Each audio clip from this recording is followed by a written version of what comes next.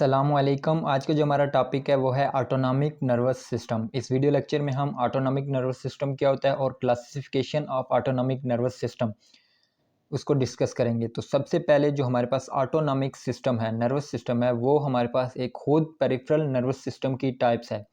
हमारे पास nervous system main दो तरह के होते हैं, एक होता है सेंट्रल नर्वस सिस्टम और एक होता है पेरिफेरल नर्वस सिस्टम। जो पेरिफेरल नर्वस सिस्टम का एक पार्ट है वो है हमारे पास ऑटोनॉमिक नर्वस सिस्टम, जो हमारी बॉडी के अंदर जितने भी इनवॉलेंट्री एक्शन हैं, इनवॉलेंट्री जितने भी काम हैं बॉडी के, उनको कंट्रोल करता है। इनवॉलेंट्री एक्शन कहते हैं कि जो हमारे कंट्रोल में नहीं है, और जो चीज़ हमारे कंट्रोल में हो, जो एक्शन बॉडी के अंदर हमारे कंट्रोल में हैं, उनको हम कहेंगे वॉलेंट्री एक्शन। तो ये इनवॉलेंट्री एक्शन को कंट्रोल करता है। Types of peripheral nervous system that control involuntary action with in the body. फिर आते हैं क्लासिफिकेशन, कितनी टाइप्स के हमारे पास ऑटोनॉमिक नर्वस सिस्टम होते हैं। Autonomic nervous system has further classify into two types, one is sympathetic nervous system and other one is parasympathetic nervous system. हम इन दोनों नर्वस सिस्टम को डिटेल वाइज स्टडी करेंगे और इन दोनों में डिफरेंस करेंगे कि सिंपैथेटिक नर्वस सिस्टम बॉडी पे क्या इफेक्ट प्रोड्यूस करता है और पैरासिम्पैथेटिक जो हमारे बॉडी ऑर्गन में उनके ऊपर क्या इफेक्ट प्रोड्यूस करता है। तो अगर हम बात करें सिंपैथेटिक नर्वस सिस्टम और पैरासिम्पैथेटिक नर्वस सिस्टम के डिफरेंस की, तो सबसे पहले पर हमारा डिफरेंस आता है इनका न्यूरोट्रांसमीटर का। जो हमारे पास सिंपैथेटिक नर्वस सिस्टम के न्यूरोट्रांसमीटर हैं वो हमारे पास dopamine, adrenaline, serotonin and ephedrine. इसी तरह पैरासिम्पैथेटिक नर्वस सिस्टम के हमारे पास न्यूरोट्रांसमीटर हैं गाबा, ये में इनके गेमा अमाइनो ब्यूटेरिक एसिड, ग्लाइसिन और एसिटाइल कोलिन। फिर एक्टिवेशन आती है कि सिंपैथेटिक नर्वस सिस्टम कब एक्टिवेट होगा और पैरासिम्पैथेटिक सिस्टम नर्वस सिस्टम कब एक्टिवेट होगा। जो हमारा सिंपैथेटिक नर्वस सिस्टम है वो एक्टिवेट होता है ड्यूरिंग इमरजेंसी कंडीशन। जब भी कोई इमरजेंसी कंडीशन होगी बॉडी के साथ, मीन ड्यूरिंग फ्लाइट, फ्राइट या फाइट, इमरजेंसी कंडीशन कोई भी होगी, तो हमारा जो सिस्टम एक्टिवेट होगा ऑटोनॉमिक नर्वस सिस्टम का, वो होगा हमारे पास सिंपैथेटिक नर्वस सिस्टम। और इसी के अपोजिट अगर हम बात करें पैरासिम्पैथेटिक नर्वस सिस्टम की, वो उस टाइम एक्टिवेट होगा जब बॉडी रिलैक्स कंडीशन में होगी, एक्टिवेट ड्यूरिंग रिलैक्स कंडीशन। फिर इफेक्ट आते हैं कि बॉडी ऑर्गन के ऊपर सिंपैथेटिक नर्वस सिस्टम का क्या इफेक्ट है और पैरासिम्पैथेटिक नर्वस सिस्टम का क्या इफेक्ट है।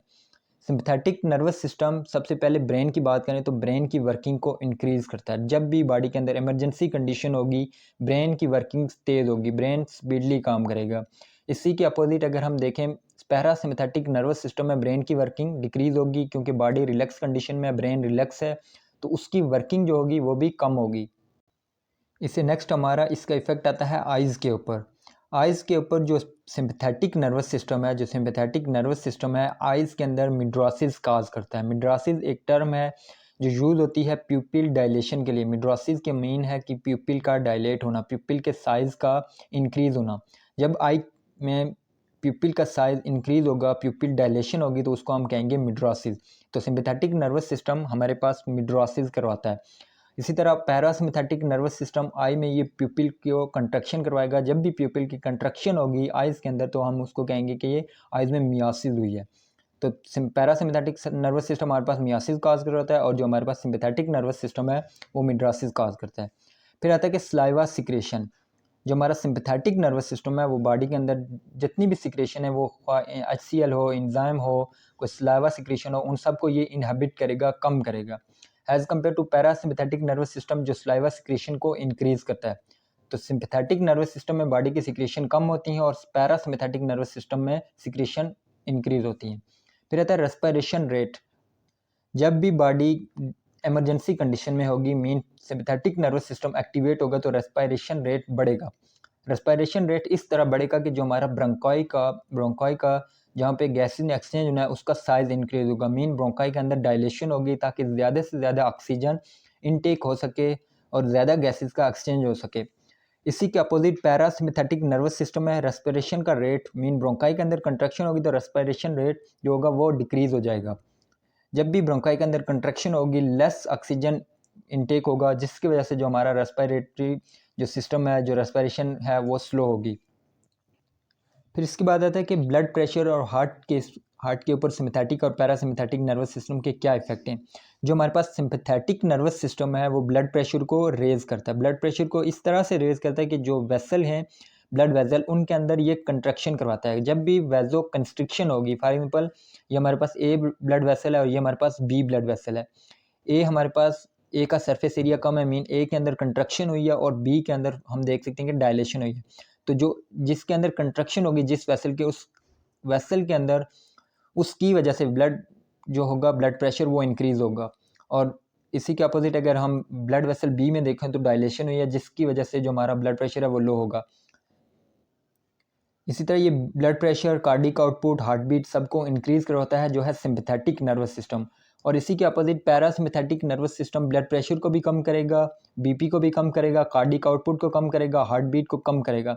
ब्लड प्रेशर को इस तरह कम करता है कि जो वेसल के अंदर कंट्रक्शन हुई है ये उसको ओवरकम करेगा, मीन वेज़ो डायलेशन करवाएगा। तो जब भी वेसल के अंदर डायलेशन होगी तो जो हमारा ब्लड प्रेशर होगा वो डिक्रीज़ होगा। फिर लास्ट पे हमारे पास आता है कि डाइजेशन के ऊपर, डाइजेशन के प्रोसेस में सिंपैथेटिक और पैरासिम्पैथेटिक नर्वस सिस्टम का क्या रोल है। डाइजेशन हमने ऊपर बात की कि जो हमारे पास सिंपैथेटिक नर्वस सिस्टम है वो बॉडी के अंदर जितनी भी सिक्रीशन है उनको डिक्रीज करता है। तो जो हमारे पास डाइजेशन का प्रोसेस होता है वो HCl, एंजाइम और डिफरेंट जो सिक्रीशन होती हैं उनकी वजह से होता है। तो इसलिए हम कहेंगे कि जो डाइजेशन का प्रोसेस है सिंपैथेटिक नर्वस सिस्टम में वो कम होगा as compare to parasympathetic nervous system. Parasympathetic nervous system में डाइजेशन का अमल तेज़ होगा। तो ये हमारे पास difference between sympathetic nervous system and parasympathetic nervous system. Hopes कि आपको समझ आ गई होगी। Thanks for watching.